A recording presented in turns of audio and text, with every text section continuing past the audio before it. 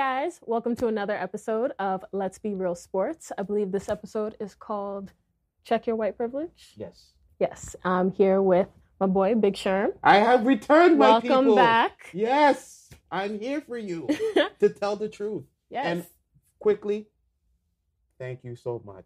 Of course. You've done such a great job filling in, and now she's now permanent, people. I am. Thanks to you, the people. Thank you. There you go. You may continue. Thank you. And we have our guest host today, Knox. What's up? What's up? What's going on? Yep. How you feeling today? Feeling great. Ray Lewis Jr. over there. The glasses on. Well, we're happy to have you here. So we're going to start the show off, of course, talking about Steve Nash. I know you're itching to jump on this one. I couldn't believe it. Let me tell you what happened. Tell me what happened, sure.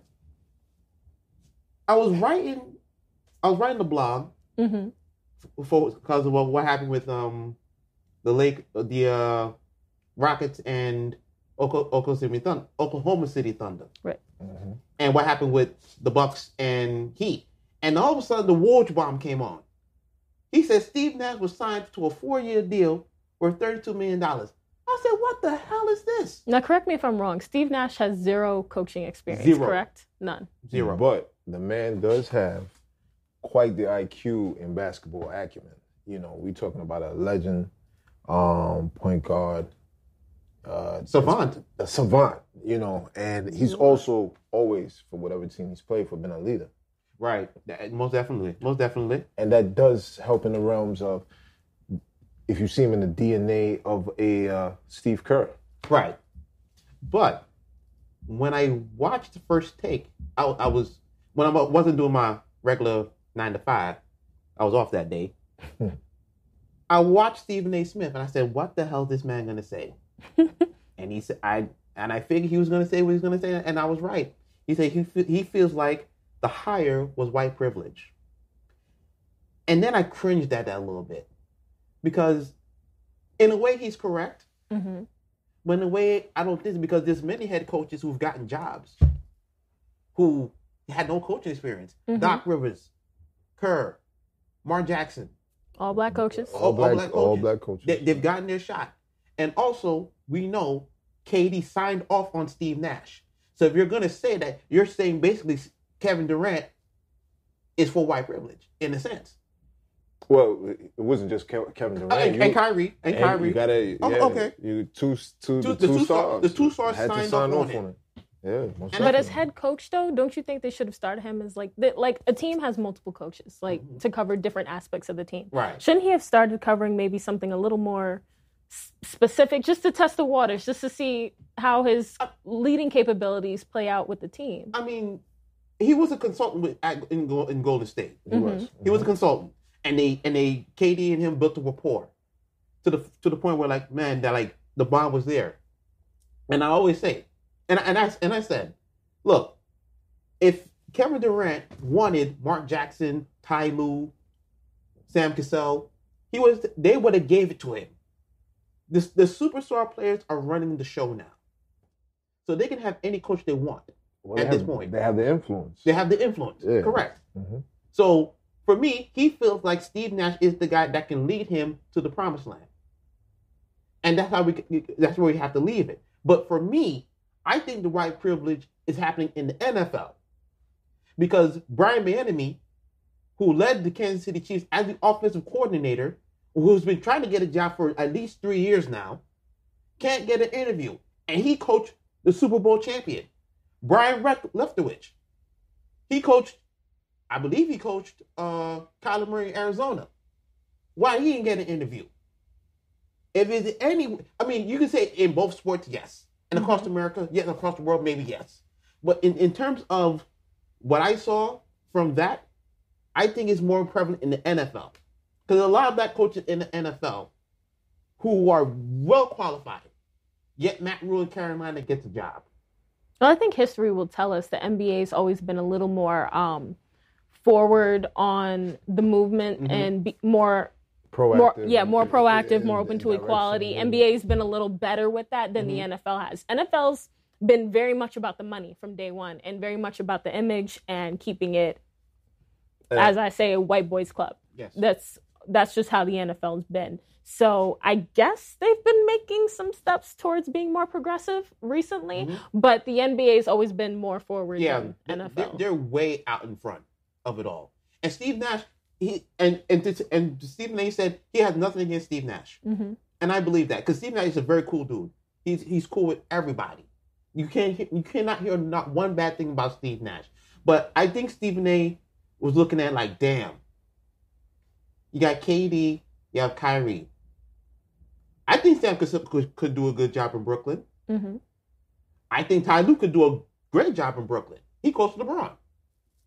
Even though I made the jokes like LeBron was really the coach of the team, but I think Ty Lue would have been a great coach. But that's who they wanted. But do you feel like more so, I get the white privilege thing and, even though the NBA is more progressive, do you think that the influence of Steve Nash coming in came more from the players as opposed from upper management? As we said, KD signed off on it. Kyrie signed off it. They could have had any coach they wanted. They said, yo, if they wanted Mark Jackson, we're getting Mark Jackson in here. Period. They wanted Ty Lue, we're getting Ty Lue in here. Period. So you're likening this to like ESPN had that program, The Last Dance. What was that? With Michael Jordan. Now, would you say that KD is at a level like how Michael was, where if he calls a shot, that the team is gonna, sit up and take notice?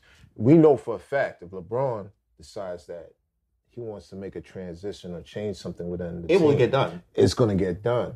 So is it really about white privilege, or is it about key influence?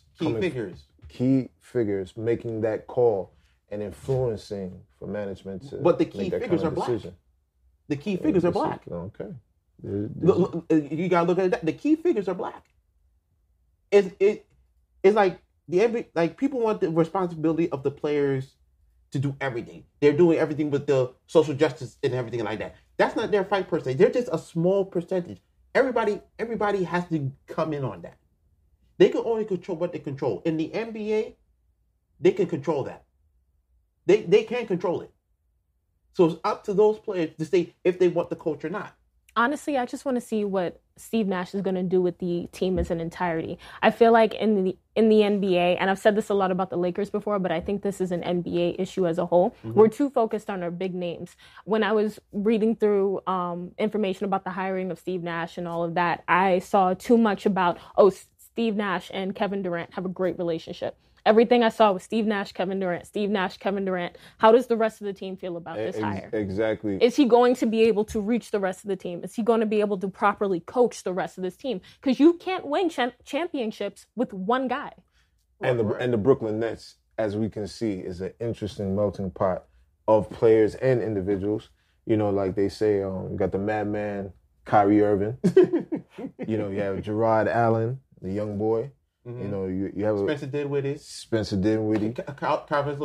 Caris LeVert. You have interesting personalities that it takes a special individual with, championship qualities to be able for them to manifest. Because you see, they got swept. But they had nobody. Ain't nobody was there. Kyrie wasn't there. KD, nobody was there. What that was for Brooklyn was like for guys next year. To get burned, to get tape on them, to see what they can do. Get a little experience. Right. Goddamn fly move. I'm talking about basketball here. Shit. But it was about them getting their feet wet. Acclimated to the whole playoffs and everything of that nature. So for them, it was more, come on, fly. Shit. Let me talk now. It was more about them like, it's just tape, basically. It's tape. It's tape. For them to sign next year on a team that may want them, they want the services, how they did defensively, how they move in the offense, do they fit in a certain offense? So that was that for them. When they got swept out, they wasn't going to win. Come on. They wasn't going to win none. Now, as a player, you see that certain coaches that were once players have a certain kind of playbook style. Steve Kerr is always one. You see he has the Splash Brothers. They have a certain kind of offensive kind of go-to. Right. Now, my question is, a Steve Nash, what is he going to do with a player like a DeAndre Jordan? Let me answer that question. To that point, yeah. When I saw Steve Nash play, he learned under Don Nelson, and he learned under Mike D'Antoni. Okay. He ain't gonna take the D'Antoni system because Kyrie can run the system, but I think he's gonna try to get him more into the mold of what he did in Dallas with Don Nelson. Okay. It's gonna be run and gun, but it's gonna be a controlled run and gun. Controlled run and gun. When you had Steve Kerr over there, he comes from the Spurs system. The Spurs system, exactly. So he had Tim Duncan. He had the key piece already. He drafted the key piece. When Steve Kerr came to Golden State, Mark Jackson drafted that piece. Those are Mark Jackson pieces there. But Steve Kerr also merged that San Antonio system together and made Steph the focal point and spread everybody out. He had the recipe. Right. And he knew how to make the gumbo. But first and foremost, Mark Jackson must get the credit for picking those pieces first. This is true. He must get the credit for it. He knew to align what would look pretty much good on paper. Right. And he had him good. He had him good. They had a faulty thing in the playoffs, but upper management and all that stuff happened. Mark Jackson got him ousted in it. And Steve Kerr came in, no experience, and basically won the championship. So what you're saying is everything was already prelude to it happening. It's just that Steve Kerr took the actual... Right. It's the same thing with Jordan. Concept. It's the same thing with Jordan and Phil Jackson. Doug Collins was there. Yeah. But he couldn't get him to the promised land. In comes Phil Jackson. Boom. They win. So do you think Steve Nash has the DNA to take the pieces that he has right now and get them across the promised land? It depends on what they do with the roster. Okay. Because I don't think that roster is going to be... It's either going to be Dinwiddie or LeVert. Okay. One of them is going to have to go. And in your opinion, who should go? I think Dinwiddie should go. Because LeVert and these players have shown he can carry the load a little bit. He could be the third option and carry that load when under pressure. Not even under pressure. Okay. When KD and Kyrie are sitting down, he's the guy that could control the offense. Because you saw it in the bubble, he was controlling the offense. Yes. So I think Karis LeVert could be a guy who can control the offense and really keep things going while these guys sit down. And when he comes back on the court, he could be that third option. When they're double teamed, boom, he's right there. He should be open. He should make the shot. There ain't no excuse. So you're saying Karis LeVert is more, he knows his role? He knows how to play his role better? I believe so. Better than a Dinwiddie? I believe so. I believe so. A lot of people will think like, oh, Sean, what the fuck are you talking about? I've watched the games. I've seen Karis LeVert sit there and go off before. Like, really go off. Dinwiddie too, but LeVert is sometimes it's the it factor. Okay. Everybody know what that it factor is. When you see it, you know it. And with LeVert, you see it, but he's not going to go over KD. He ain't going to go over Kyrie. Right. But he's going to be a stabilizer for you. Then you trade or let Dinwiddie go. Let DJ, he might keep DJ. He might. Okay, so you're not really... He might keep DJ, depending on. But I feel like, not right now, maybe in a year or two, they can win that championship. So do you think between LeVert and Nash, this is more of a recipe to build a better team in the future? Wait a minute. When you have KD and Kyrie. Yeah, they got 2-star players. I'm not saying they don't. Well, you have like a Batman and Robin situation. Right. But I'm saying, are they like championship ready now, or are we building towards being championship ready? It should be championship next year. The mindset is for them, championship next year. Within the season. Within the next season that's coming up. It should be championship because the East is not that hard. Do you believe they need any other players to accentuate what they already have? Or do you think even with their bench that they have playoff potential to take it all the way to the championship? That we don't know because that they're all gone. They're all gone. Most of those guys are going to be gone. Yeah. So you don't know what they're going to get. So it's a new restructure. Right. Okay. But it's going to be something like Miami almost. Not like the glitz and glam and like, but they're going to be favored to win the championship next year. It depends on what piece they get. They will be favored to win it because you have KD and you have Kyrie. I mean, we've always built it around stars. Stars take you to the playoffs, but people forget stars help you win games, but it's the bench. It's the others that It's the entire team. Right. So you get us the lead, but we have to sit you down sometime or another. And it's going to be the players that come off the bench that's able to keep the consistency of what the stars are. It depends what Steve Nash wants to run. Exactly. The type of offense he wants to run. Does he want to run a Don Nelson offense? Does he want to run a D'Antoni offense? Or does he have something in mind that fits the skill set of both those players? Okay.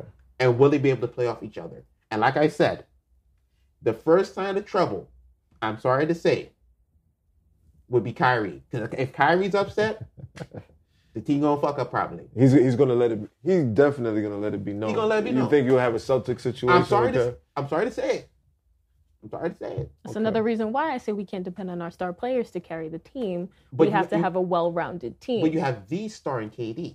The star. Listen, every team needs their star. I'm not saying we don't. There's a starting team for a reason, but there's also a starting team. You hear the line, you're starting 6. It's 6. Starting 5. Starting five. Sorry. Starting 5. Kyrie Irving and KD, that's not 5 people. Well, they are the centrifugal part.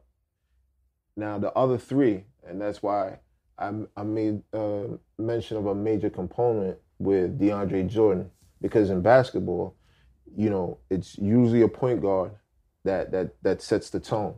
Now, what you rely on is your weaponry. KD is weaponry. If you're gonna want weaponry in your arsenal, you want a KD.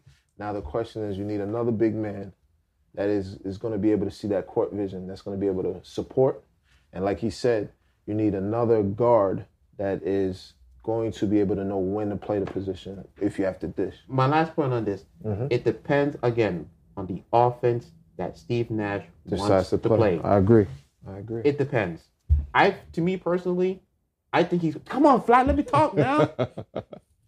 I believe Steve Nash is going to run that Don Nelson system because KD would be in a Dirk position. Mm-hmm. He is 7 foot. He can shoot from anywhere. And he can drive. Yes. Mm-hmm. So with that, we go on floor and post position. Yeah. Right. So with that, we're going to move on to the NFL. Your special team. You're going to get to talk now, yes. Madam. Let me get my notes here because we're talking predictions. And you set it up, please, Madam. And this is it's going to be an interesting season. Oh, yeah. Well, first of all, let me say this first and foremost. I don't think these guys should be playing anyway, like Sister Science said last week, because of the whole COVID thing. There's too many things going on. Honestly, we shouldn't have sports, but by the look of it, it looks like they're not going to give it up. Nope. This country refuses to go without its sports. Well, you got to understand, sports is the same as American as apple pie. Yeah. So, and it's like I said last time, sports is a big gain in the economy. You get rid of sports, you're getting rid of a lot of money. It's $1 billion business now. Literally. And it's bad enough we can't even have people in the stadiums. That's ticket sales. That's concession sales. That's already done. That's the spur of the moment merchandise sale. Your team just won. Oh my God, I got to get a jersey, even though you got 5 at home. Yeah. You've lost all those sales. You've lost that money. They can't afford to get rid of it entirely. It doesn't matter who dies in the process. Well, and we hope none of these players do something. Of course. But if they keep doing things like sneaking. Although Kirk Cousins said something kind of crazy in that sense, and I don't know why, but he kind of backtracked his statements after. But, hopefully these players stay safe, they're tested, and I guess we're going to get on with football. So with that. Just stop sneaking girls into hotel rooms. And Hey. He wanted some bum, and he got caught. And now he's no longer in the NFL. What a dumbass. When I heard that, I'm like, what a dumbass. What are you going to do? You thought he was a kicker? You was going to pass her after the kicker or something? He didn't even put pads on her. That's what I'm saying. Maybe you should have put some shoulder pads on her. He made her look a little brolic. Like she might have come in. She could have slid in. Put some boots in. Yeah. Something to increase the height. Get in some size 16s or something. She'll walk a little funny, but. Like Bozo the Clown. But she might have made it through. That's all I'm saying. She was not going to make goddamn through. Come on. No way, how. He paid for it. Everybody has learned the lesson. Pretty much. He has learned a very hard lesson. And listen, maybe the XFL come out, the right done picked it up. You never know. Never know. So, Sister Cheyenne. Yes. I'm going to ask you about your Giants first, because we need to get that out the way. You already know what I think. 16-0, Big Blue. Let's go. In Madden, Yeah, okay, yeah, Madden. Okay. A rookie, maybe. But what do you think about Big Blue? Well, since we're here in New York, what do you think about Big Blue this year? What are your prospects? What is your realistic record? Not no 60-0. Realistically, I'm gonna give us 5 games. Realistically, you want to say 9 so bad. I want to say 9. You want to say 9 so bad. But I'm gonna be honest. Like it's a new era. It's a no Eli era. Like shout out to Eli. He did America a solid twice for America. He did. Yeah, he did. He did. He definitely brought us to the promised land. He did. And he beat the fake false GOAT that he keep claiming about. I talk about Eli. Nobody talks about Eli more than I talk about Eli. We all know that I am a glorified Eli hater. We know that. But how can you be Eli hater? He brought you some rings. He did. What kills me about Eli is that he's a playoff quarterback. He's a playoff quarterback. That's it. That's money time, baby. What you talking about? But you got to get there, Sherm. Hey. What are we doing in the regular season? Yeah, you got to have the right weapon. We got 16 games I need you to win before we can even get to the playoffs. Your skills can't just magically show up because we're this close to the championship. You got to get to the championship. And those games where the Giants won, how do we get there? We slid in on a wild card. We did we slide in on a wild card. I like how y'all say we. Like y'all. Yeah, we're Giants. You didn't know? It's Giants. Big Blue, baby. Yeah, we got drafted. What year was that? I was drafted back in 2010. Exactly. What position you playing? You ain't see that? What position you was playing? The kicker. There you go. Basically, but like, what I'm saying is like, I give Manning his props. He did get us those championships. He did beat the Patriots when nobody else could. He did all of that. I get it. But he was riding off his name for way too long, and we were taking too many L's because of it. Because of his brother? Or because of the Manning? Both. Because both. Oh, okay. It's both. Peyton was out there. He had bolts in his neck, and this man was still on the field. Winning a Super Bowl when Jim Irsay kicked him out and said, yo, you're not good no more. He won that Super Bowl off a run game, and you know it. Off his mind. We got telekinesis on the field now, Sean? But there's a big difference. There's a big difference. Because it definitely wasn't his arm doing the work. Oh, come on, let's get to the prediction now. Come on. You got 6-10 for the Listen, Giants, Peyton right? played it smart. He got Super Bowl 50, a nice round number. He took his win, and he went home. Okay. And now he's doing Papa John's all the time. Yeah. It was a good move. Great move. But you're not going to convince me that he won that game. Okay. You're not going to convince me that. I say otherwise, but it's okay. We have to agree to disagree. Of course. So now, you said Giants 5 wins. Yes. Now, do the entirety of the NFL, who do you have your eyes on as playoff contenders and in your Super Bowl pick, if you don't mind? I hate to say this in a way. It's kind of blasphemy, but Patriots are definitely showing up to the championship. Woo! With Cam. Well, yeah, there's been a lot of shuffling. Cam. There's been a lot of shuffling. There's been a lot of trades, a lot of shuffling. A lot of moves, but... A lot of moves has been Wait a minute. What happened to Showtime ain't go nowhere? What's wrong with y'all? What happened to the Jack Show? How do you feel? Tell us, Sherm. Tell us. Let me tell you how I feel. Tell us how you feel. Let me tell you what happened. Tell us what happened. Break it down. First of all, ain't no Brady there. That fake GOAT ain't there no more. He down in Tampa gaining every talent in the world. I'm surprised Kevin Durant ain't coming down there to play for him. He's a buck now. Okay. You know? Close to the retirement home. Yeah, he should be retired already, but apparently he's the GOAT. Needs a lot of talent. Although Aaron Rodgers been sitting there playing with no goddamn talent for damn near 15 years and been doing way better work than Brady. Yeah, I said it.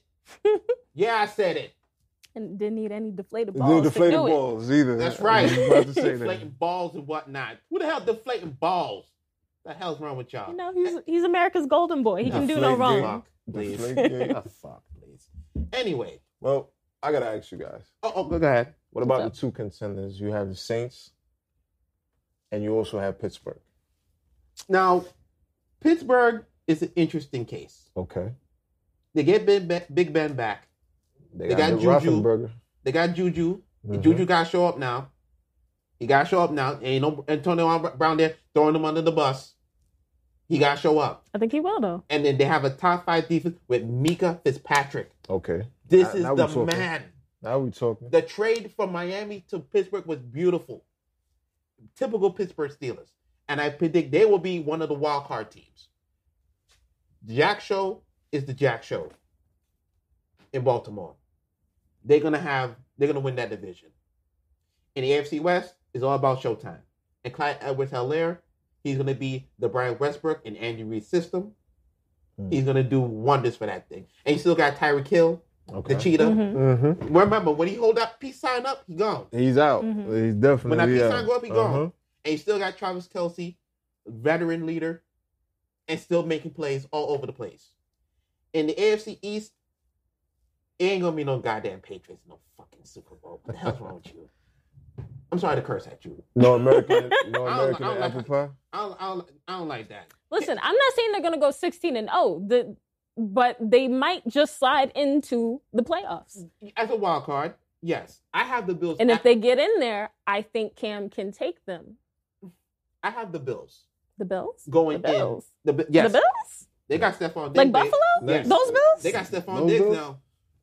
They got Stephon Diggs now. And? What do you mean and? That's a big... Josh Allen need help. Okay. Yeah, you're right. He need help. But the fact that Josh Allen need help tells me right there. He's a young guy still. He needs veteran receivers right now. Stephon Diggs is a veteran receiver. He's a money receiver, as a matter of fact.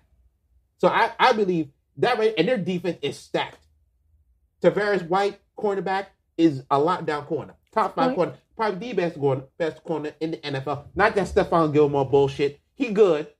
He probably top 5, but he ain't the best. White is the best in Buffalo.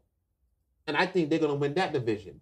And in the South, after what I saw today with Jadeveon Clowney signing with Tennessee, I'm actually going to give Tennessee the nod to win that division. In the South? Over Houston. After they signed Deshaun Watson to this big deal, Bill O'Brien Belichick actually did something correct this time. Okay. He wasn't fumbling the fucking shit like he usually do. I don't know why he traded DeAndre Hopkins for and got David Johnson, who's really he's damaged goods. I put it like he's damaged goods. Now, one thing I did want to touch on is how do you think the Browns are going to come out this season? Because everyone was saying the Browns had been making some good picks, some good decisions. They were building as a team. They might not win this year, but First of all, I don't know even why Baker Mayfield was drafted number 1 in the first place. That's a point. He just shot up the goddamn draft because he won some goddamn Heisman. That's a point. And he picked his coach, and he picked the wrong goddamn coach. He had like he'd been in the league for years. He out there picking his coach. You know they have reluctant Odell over there now. Although I will say, stupid. But I will say, he don't want to be there. He don't. He wants to be back home. Let's keep it real. They put him there on timeout. It's a punishment because he didn't know how to act when he was in New York. Yeah. Although the hype was there before, and like he with his best friend Jarvis Landry, he's there with it, and you thought it looked like the same fucking Browns. This year it might get a little better, but they ain't gonna do nothing. They ain't gonna make it. They're gonna be. There's no spice. No, they're gonna be 7-9. Oh wow, 7-9. That's how I have it. 7-9, I can see that. And then when I go to the NFC. The Cowboys win by default. Hold on now. What do you mean, hold on? What about the Eagles? Can Nick Foles stay healthy? At least? Can he stay healthy? Please? For my fantasy team, at least? Can he stay healthy? You do have a point. I have Zach Ertz. Okay. I need him to throw the ball. Okay. Please. Can he stay healthy? Answer me that. I mean, you make a valid point. I'll probably make a valid point. He's Sherm. That's what he does. He makes valid points. He makes very valid points. You heard that? You heard that? My name is Sherm, and I make valid points. I make valid points. Put that on the board, producer man. Right under my name. But on no seriousness, they got some good draft picks too. But this is Dallas's in that division at least. This is their division to win. Yeah, I hear that. And they will sign Earl Thomas before it's said and done. That's happening. They still got to get past Daniel Jones, though. Get the fuck out of here with this Daniel Jones! What is this? Big Blue. I just had to say that, yeah. Anyway. I had to wear my shirt. I had to come correct today, Oil and water. Anyway, and you drink your goddamn water. Oil and water. in the NFC North is Green Bay. Okay. Even after they disrespected Aaron Rodgers and drafted Jordan Love. Ain't that Joe's team? Huh? Yeah, yes, it is. Yeah, yes, it is. He'll be happy to hear that. Well, he's the only guy there. In the AFC West, it's between San Francisco and Seattle and Arizona, but they're a little bit. They're right there. The Cardinals.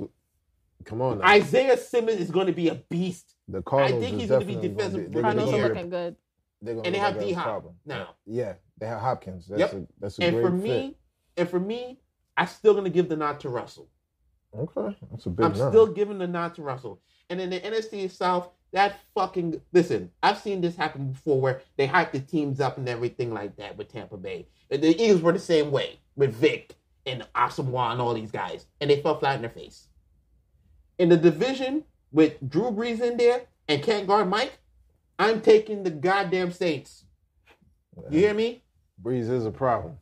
But I can't guard Mike and Kamara. You got to feel the breeze. And that defense is still solid. And at the end of the day, when it's all said and done, my Super Bowl pick, I got it half right last year. Who is it? Kansas City. Yeah, you heard me. Showtime. I'm sorry, what? Kansas City, because it's always Showtime. Kansas City versus Green Bay. Oh, wow. I still believe in Aaron Rodgers. Even with no talent, he's still doing it. Well, I got to ask you a question. With the good old boy system and with the BLM movement and Patrick Mahomes and certain players making certain moves, we got to be honest here. Mm-hmm. How will upper management, because we saw what just happened in the bubble. If this transitions over to football, I know we could talk numbers, we could talk stats. If we have this situation, which is a very serious situation, take place, how will the good old boy system respond? They ain't got no choice because the players run the system. It's a different animal with the NFL. A very different animal. It's a different animal. But the players strike. They're going to strike. They're going to have replacement players like they had back in the late 80s. Because ain't nobody trying to see them. And they're doing it for a cause. But as we saw with Kaepernick, you know, he nailed and he was like you said, the sacrificial lamb. Whereas in the NBA, there's more of a cohesiveness where players are more likely to stick together and be like, you know what, I'm with him. Can we actually see this with the pressures from the NFL? In 2020, you never know. Okay. In 2020, and we have to end it because we have to go. But in 2020, you never know. I hope they do, actually. It'd be so refreshing to see, for me. Definitely is a time to take a stand. The NFL needs to also, the players need to show that solidarity, that the unitedness, so they can begin to move in that same progressive manner that the NBA has transitioned to. Hopefully they do. And I hope they do. If they play the game, they're going to play the games. I understand that. They contracted to do so. Yeah. But if they do this, monumental shift. Monumental. Of course. Sister lady, this is your first time ending the show? Yes. Please do. I hate to cut y'all off, fellas. Y'all were having a real good back and forth there, but it is time to wrap up. So thank you for coming today. Thank you for coming back, Sherm. Thank you for stopping in, Knox. Thank you for having me. My people. Again, I'm Cheyenne, and this has been Let's Be Real Sports. Check us out on Facebook, Instagram, Twitter. And please, all the socials. All the socials. Like. Hit that like button. I'm begging like Steve Urkel, begging Laura Winslow. Please share. Like and share. Make sure you share. And that's it. Yep. Peace.